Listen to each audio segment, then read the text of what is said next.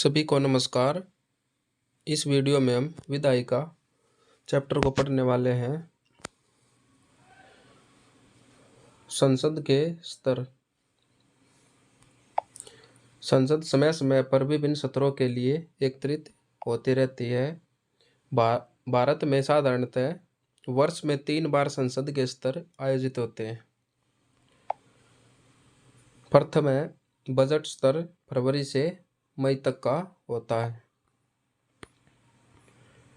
Next है monsoon स्तर, जो जुलाई से अगस्त तक चलता है। शीतकालीन स्तर नवंबर से दिसंबर तक। नेक्स्ट है स्तर आहूत करना। संविधान का अनुच्छेद 85(1) यह व्यवस्था करता है कि राष्ट्रपति समय समय पर संसद के प्रत्येक सदन को ऐसे समय एवं स्थान पर अधिवेशन के लिए बुलाएगा जिसे वह उचित समझे। किस आर्टिकल में यह 85(1) में। संसद के 2 सत्रों के मध्य किसी भी स्थिति में 6 माह से अधिक का अंतराल नहीं होना चाहिए। संसद का स्तर राष्ट्रपति तभी बुलाता है जब प्रधानमंत्री या कैबिनेट उसे इससे संबंधित अपनी सलाह दे। नेक्स्ट है संसद के स्तर का तात्पर्य प्रथम बैठक से स्त्रावसान के बीच की अवधि से है। यदि लोकसभा के मामले में स्त्रावसान के लिए नियत तिथि से पहले ही राष्ट्रपति द्वारा लोकसभा विघटित कर दी जाती है तो विघटन की तिथि तक की अवधि को ही संसद का स्तर कहा जाता है। राष्ट्रपति का अभिभाषण। लोकसभा के चुनाव के पश्चात पहले स्तर की शुरुआत एवं प्रत्येक वित्तीय वर्ष के पहले स्तर की शुरुआत पर राष्ट्रपति दोनों सदनों को संयुक्त रूप से संबोधित करता है। यह राष्ट्रपति का व्यक्तिगत भाषण नहीं होता बल्कि मंत्रिपरिषद द्वारा तैयार सरकार की नीतियों एवं भावी कार्यक्रमों की चर्चा का प्रारूप होता है। नेक्स्ट है लेम डक सत्र या पंगु स्तर। यह नई लोकसभा के गठन से पूर्व वर्तमान लोकसभा का अंतिम स्तर होता है। वर्तमान लोकसभा के वे सदस्य जो नई लोकसभा हेतु निर्वाचित नहीं हो पाते लेम डक कहलाते हैं। स्थगन। सामान्यतः स्थगन द्वारा सदन को कुछ मिनटों, घंटों या कुछ दिनों के लिए निलंबित किया जाता है। सदन को स्थगित करने का अधिकार पीठासीन अधिकारी के पास होता है। स्थगन द्वारा केवल बैठक को निलंबित किया जाता है, सदन के स्तर को नहीं किया जाता।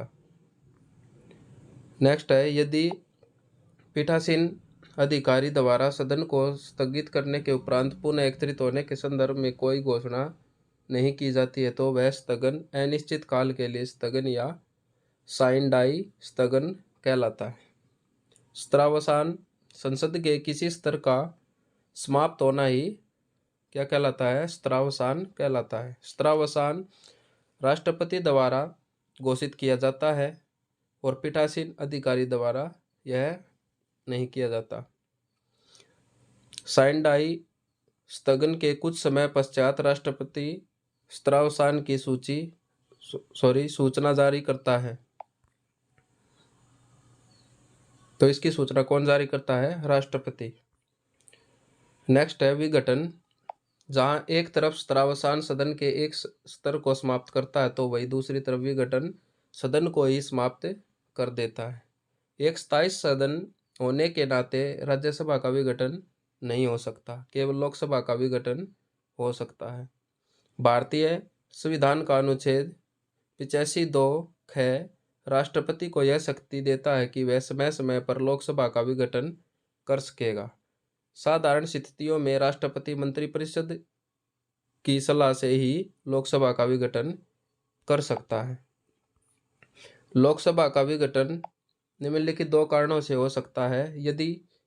पहला, यदि लोकसभा का कार्यकाल पूरा हो गया हो। दूसरा, यदि राष्ट्रपति किसी विशेष कारण से कार्यकाल पूरा होने के पहले लोकसभा को विघटित करने का निर्णय करे। यह स्थिति प्राय तब आती है जब सरकार लोकसभा में अपना बहुमत खो दे। नेक्स्ट है विघटन का विधेयकों आदि पर प्रभाव। लोकसभा के विघटन से विभिन्न प्रस्ताव, संकल्प, नोटिस इत्यादि समाप्त हो जाते हैं। संविधान के अनुच्छेद 107 में उन परिस्थितियों को बताया गया है जिनमें कोई विधेयक व्यापगत अथवा समाप्त हो जाते हैं। जो विधेयक लोकसभा में लंबित है अथवा लोकसभा से पारित हो चुके हैं किंतु राज्यसभा में लंबित है, ऐसे सारे विधेयक लोकसभा के विघटन से समाप्त हो जाते हैं। नेक्स्ट है, जो विधेयक राज्यसभा से शुरू होता है और राज्यसभा में ही लंबित होता है किंतु लोकसभा द्वारा पारित नहीं किया गया है, वे विधेयक विघटन से समाप्त नहीं होते हैं।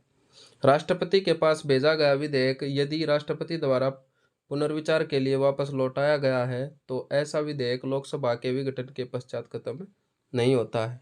किसी विधेयक पर संसद के दोनों सदनों के गतिरोध की स्थिति में यदि संयुक्त बैठक बुलाई गई हो, राष्ट्रपति द्वारा इसकी सूचना दे दी गई हो संयुक्त बैठक की, तो भी लोकसभा के विघटन पर विधेयक समाप्त नहीं होगा।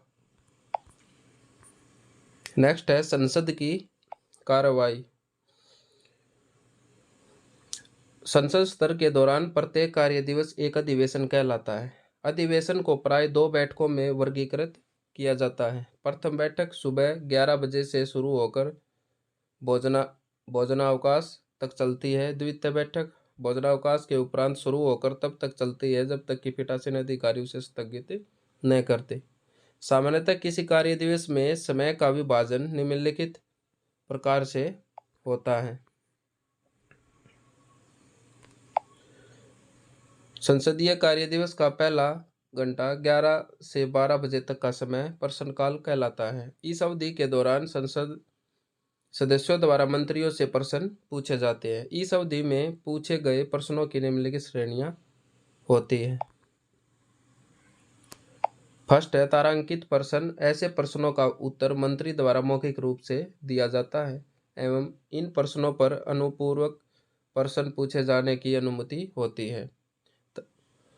अतारांकित प्रश्न। ऐसे प्रश्नों का उत्तर मंत्री द्वारा लिखित रूप में दिया जाता है। इन प्रश्नों पर अनुपूरक प्रश्न पूछने का अवसर नहीं मिलता है। अल्प सूचना प्रश्न। ऐसे प्रश्नों का संबंध किसी लोक महत्व के तात्कालिक विषय से होता है। इनका उत्तर भी मौखिक रूप से दिया जाता है एवं इस पर पूरक प्रश्न पूछे जा सकते हैं। निजी सदस्यों द्वारा पूछे जाने वाले प्रश्न।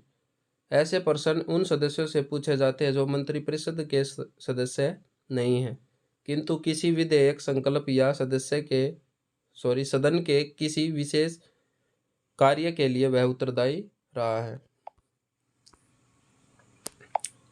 नेक्स्ट है, शून्यकाल।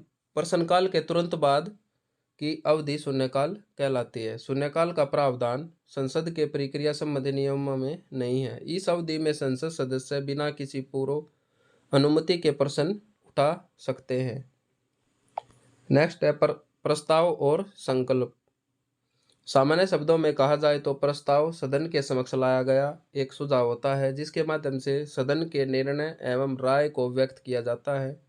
क्योंकि संसद में निर्णय किसी भी विषय पर पूरी चर्चा एवं वाद विवाद के बाद ही लिए जाते हैं और यही कारण है कि सदन में किसी भी विषय या मामले पर चर्चा अध्यक्ष या सभापति की सहमति से लाए गए किसी प्रस्ताव पर ही की जाती है।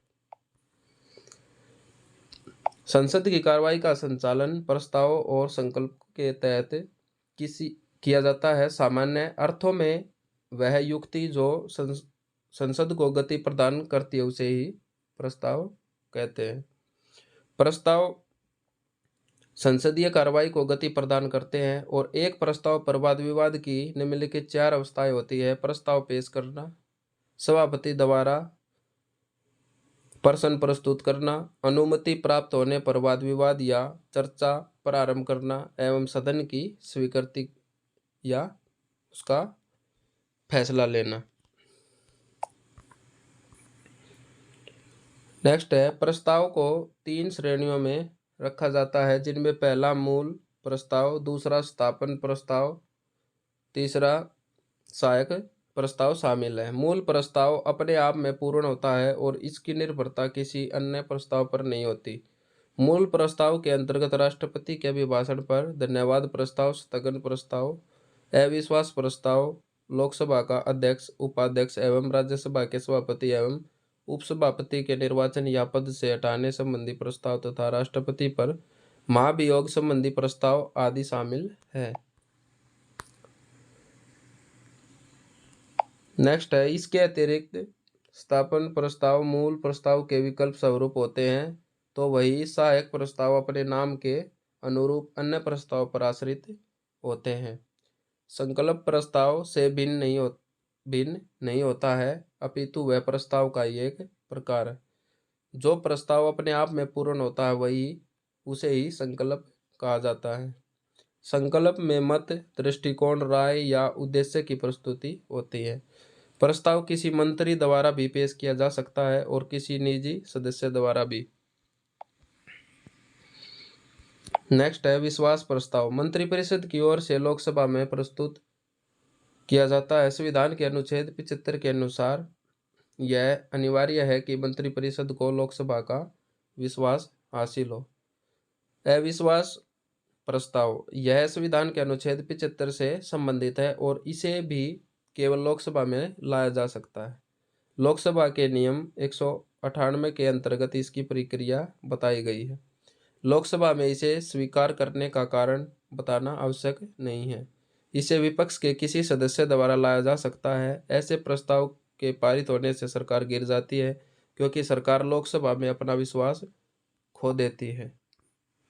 इस प्रस्ताव के लिए लोकसभा के कम से कम 50 सदस्यों के समर्थन की जरूरत होती है। निंदा प्रस्ताव, यह प्रस्ताव भी केवल लोकसभा में लाया जा सकता है। लोकसभा में इसे स्वीकार करने का कारण बताना अनिवार्य है। यह भी विपक्ष के किसी सदस्य द्वारा पेश किया जा सकता है। सामान्यतः यह प्रस्ताव किसी मंत्री या मंत्रियों के समूह या संपूर्ण मंत्रिपरिषद के विरुद्ध लाया जाता है, जिससे उसकी नीतियों के प्रति असहमति व्यक्त की जा सके। प्रस्ताव यदि लोकसभा में पारित हो गया है तो मंत्रिपरिषद के ऊपर दबाव बढ़ जाता है कि वह अब लोकसभा में अपना बहुमत सिद्ध करे। नेक्स्ट है विशेषाधिकार प्रस्ताव। सदन के किसी भी सदस्य द्वारा ऐसे प्रस्ताव को पेश किया जा सकता है। किसी मंत्री द्वारा संसद सदस्यों के विशेषाधिकार के उल्लंघन की स्थिति में यह प्रस्ताव लाया जाता है। मंत्री के व्यवहार की निंदा करने के उद्देश्य से यह प्रस्ताव किसी भी सदन में लाया जा सकता है। नेक्स्ट है ध्यानाकर्षण प्रस्ताव। किसी अविलंबनीय लोक महत्व के विषय पर अध्यक्ष या सभापति की अग्रिम अनुमति से सदन का कोई सदस्य मंत्री के ध्यान आकर्षण के लिए यह प्रस्ताव किसी भी सदन में लाया जा सकता है।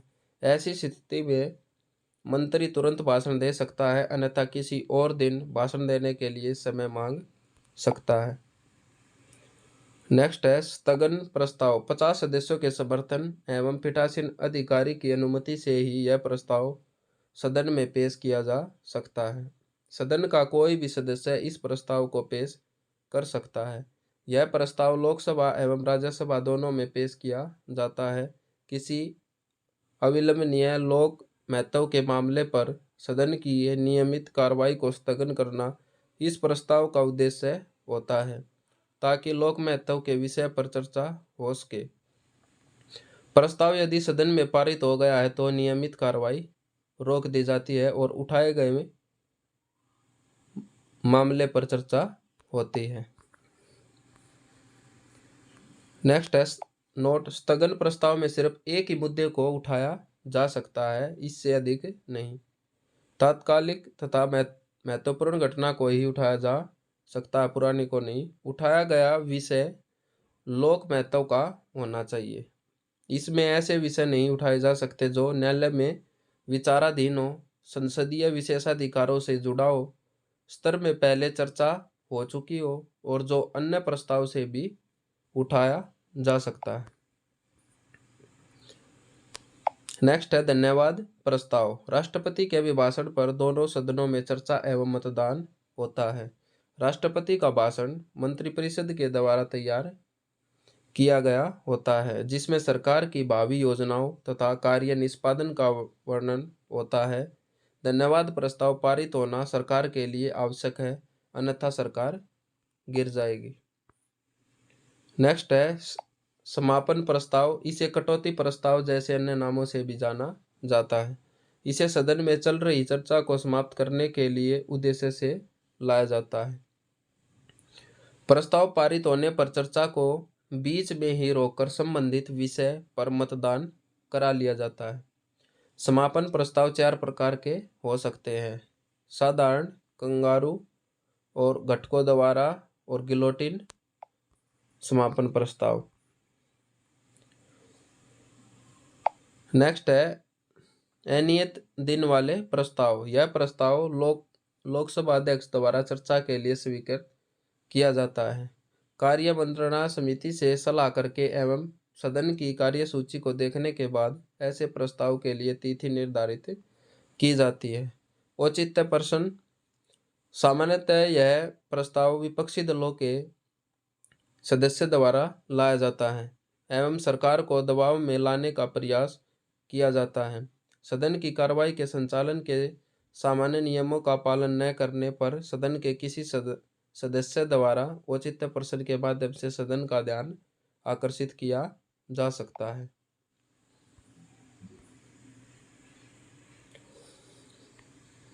नेक्स्ट है नियम 377।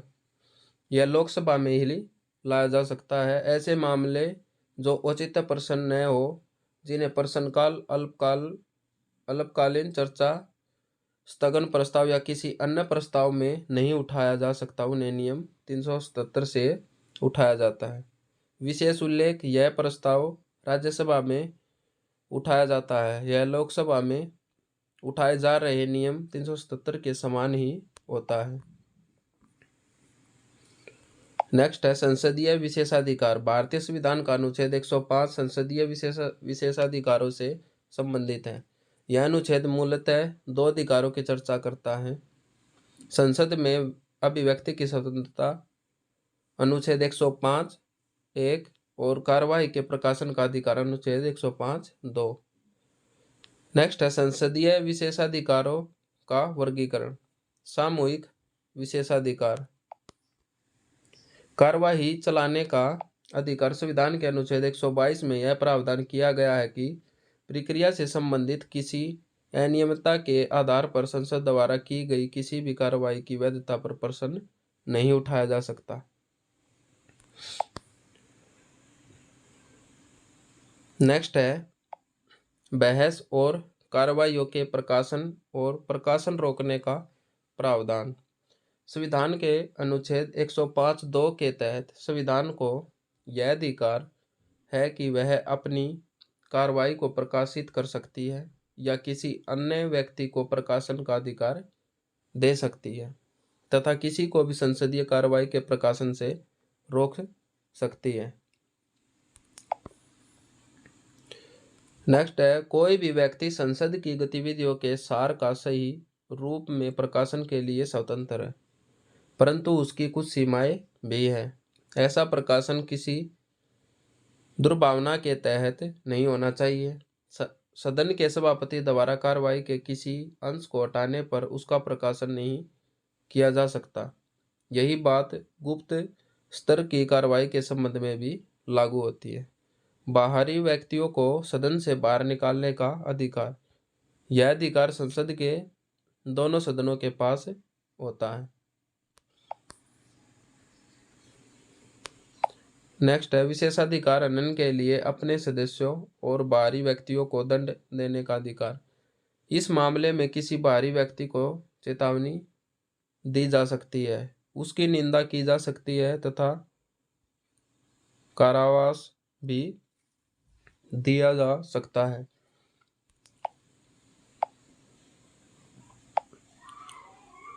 नेक्स्ट है यदि सदन के किसी सदस्य द्वारा विशेषाधिकार का उल्लंघन किया गया हो तो उसकी निंदा की जा सकती है। सदन से निलंबित किया जा सकता है, निष्कासित भी किया जा सकता है। अपने परिसर के भीतर सभी मामलों को विनियमित करने का अधिकार। दोनों सदनों के पास यह अधिकार होता है। वह अपने परिसर के भीतर उत्पन्न होने वाले किसी विषय पर फैसला ले सकते हैं। इस मामले में चाहे वे सदस्य हो गैर सदस्य हो, न तो गिरफ्तार किया जा सकता और न ही उसके विरुद्ध कोई सिविल या आपराधिक कार्रवाई की जा सकती। नेक्स्ट है साधारण वारंट द्वारा गिरफ्तारी का विशेषाधिकार। संसद के किसी भी सदन को अपनी अवमानना या विशेषाधिकार हनन के मामले में किसी भी व्यक्ति को जेल भेजने का अधिकार है, परंतु यह शक्ति अनुच्छेद 21 और न्यायिक पुनर्विलोकन से स्वतंत्र नहीं है। व्यक्तिगत विशेषाधिकार। सिविल गिरफ्तारी से मुक्ति। संसद के सदस्यों को संसद सत्र के दौरान या उससे 40 दिन पहले या 40 दिन बाद तक गिरफ्तार नहीं किया जा सकता। यह प्रक्रिया सिविल प्रक्रिया संहिता की धारा 135 क में शामिल है। यह विशेषाधिकार सिर्फ सिविल मामलों से जुड़ी गिरफ्तारियों तक सीमित है। कौन सा? सिविल गिरफ्तारी से मुक्ति। ये व्यक्तिगत विशेषाधिकार है। गवाह के रूप में उपस्थित होने से स्वतंत्रता। जिस समय संसद का सत्र चल रहा होता है उस समय किसी भी सदस्य को गवाही देने के लिए सदन की अनुमति के बिना नहीं बुलाया जा सकता।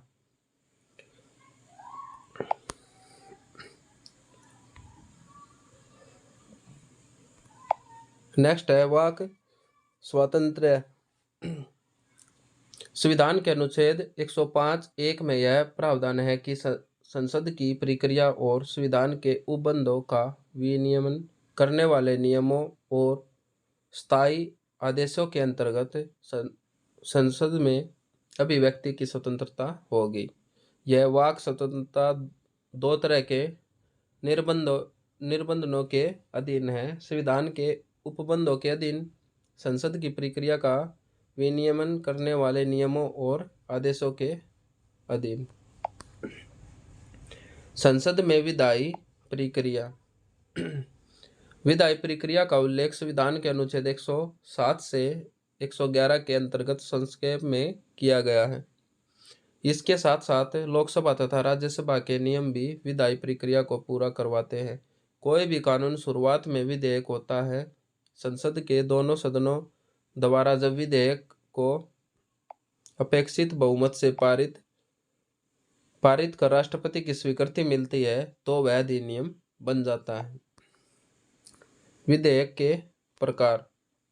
विधि निर्माण की प्रक्रिया की दृष्टि से विधेयकों को 4 भागों में बांटा जा सकता है।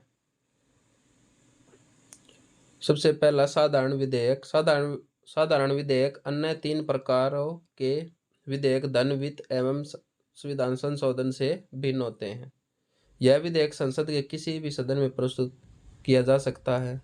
प्रथम चरण में सामान्यतः विधेयक पर कोई चर्चा नहीं होती, सिर्फ सदन की अनुमति प्राप्त की जाती है, अर्थात प्रथम वाचन में विधेयक को पेश किए जाने से लेकर राजपत्र में प्रकाशित करने तक की प्रक्रिया होती है। नेक्स्ट है द्वितीय चरण में विधेयक के सभी उपबंधों पर विस्तृत चर्चा होती है। इस चरण के अंतर्गत विधेयक 3 उपचरणों से होकर गुजरता है। इस चरण में साधारण बहस की अवस्था, समिति अवस्था एवं विचार की अवस्था से होता हुआ विधेयक नए रूप में सामने आता, अर्थात संशोधन प्रस्ताव पर मतदान का कार्य पूर्ण कर लिया जाता है यदि संशोधन अपेक्षित हो। नेक्स्ट है तृतीय वाचन में संपूर्ण विधेयक को स्वीकार या अस्वीकार करने के संबंध में चर्चा होती है एवं इस चरण में कोई भी संशोधन नहीं किया जाता है। यदि सदन का अपेक्षित बहुमत उसका समर्थन कर देता है तो विधेयक पारित हो जाता है। तत्पश्चात विधेयक दूसरे सदन के पास भेजा जाता है। इस समय दूसरे सदन के पास निम्नलिखित विकल्प होते हैं। विधेयक को बिना किसी संशोधन के पारित कर दे, कुछ संशोधन सहित प्रथम सदन को वापस भेज दे, विधेयक को अस्वीकार कर दे और विधेयक पर कोई कार्रवाई ही न करे।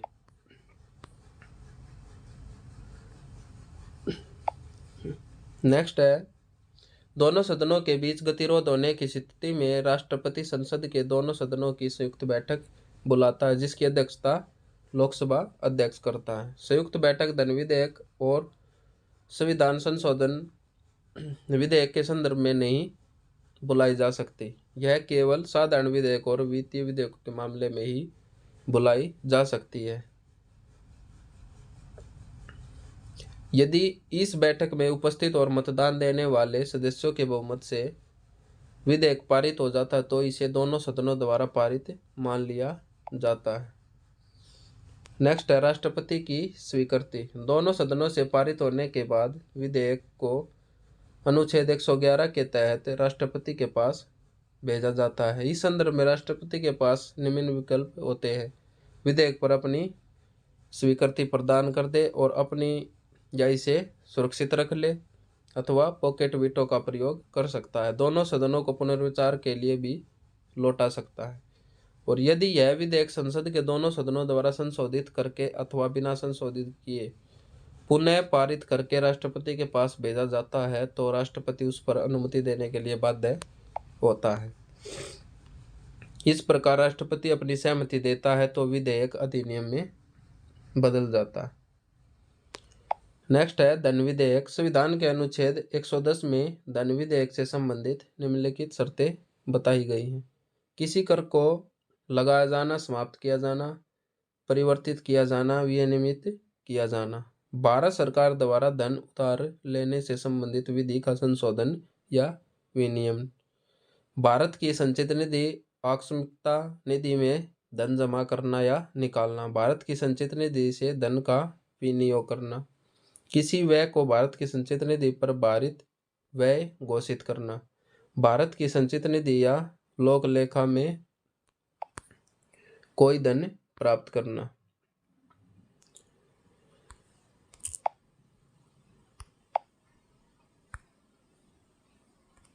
नेक्स्ट है, भारतीय संविधान के अनुच्छेद 110(2) में यह प्रावधान किया गया है कि निम्नलिखित प्रकार से बने विधेयक धन विधेयक की श्रेणी में नहीं आएंगे: किसी जुर्माना या अन्य आर्थिक दंड से संबंधित धन विधेयक की श्रेणी में नहीं आएंगे, किसी सेवा या लाइसेंस की फीसों से संबंधित स्थानीय प्राधिकारी या निकाय द्वारा स्थानीय परियोजनाओं के लिए कोई कर लगाने या हटाने से संबंधित धन विधेयक का निर्धारण लोकसभा अध्यक्ष करता है, अनुच्छेद 110(3) में बताया गया है।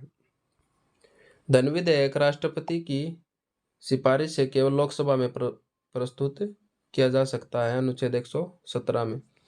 धन विधेयक यदि लोकसभा से पारित करके राज्यसभा में भेजा जाता है तो राज्यसभा के पास इस मामले में बहुत सीमित अधिकार होता है। धन विधेयक को राज्यसभा न ही संशोधित कर सकती है और न ही खारिज कर सकती है। वह अधिक से अधिक 14 दिनों तक इसे रोक सकती है। यदि 14 दिनों के भीतर विधेयक पर राज्यसभा द्वारा स्वीकृति नहीं दी जाती है तो धन विधेयक उसी रूप में पारित मान लिया जाता है। राज्यसभा धन विधेयक के संदर्भ में संशोधन के लिए सिफारिश कर सकती है। नेक्स्ट है, इसके बाद धन विधेयक को राष्ट्रपति के पास अनुमति के लिए भेजा जाता है और राष्ट्रपति के पास अनुच्छेद 111 के तहत मिले अधिकार धन विधेयक के संदर्भ में नहीं है। ऐसी स्थिति में उसके पास सिर्फ 2 विकल्प है: अपनी स्वीकृति दे दे उस पर या वह स्वीकृति न दे। सामान्यतः राष्ट्रपति धन विधेयक के संदर्भ में अपनी सहमति दे देता है क्योंकि धन विधेयक राष्ट्रपति की सिफारिश से ही पेश किया जाता है, जिसका उल्लेख अनुच्छेद 117 में किया गया है। नेक्स्ट है, वित्त विधेयक। वे सभी विधेयक जिसका संबंध वित्तीय मामलों से होता है वित्त विधेयक कहलाते हैं। हर धन विधेयक वित्त विधेयक होता है, किंतु हर वित्त विधेयक धन विधेयक नहीं होता। वित्त विधेयक 3 प्रकार के होते हैं। फर्स्ट है वित्त विधेयक प्रकार नंबर 1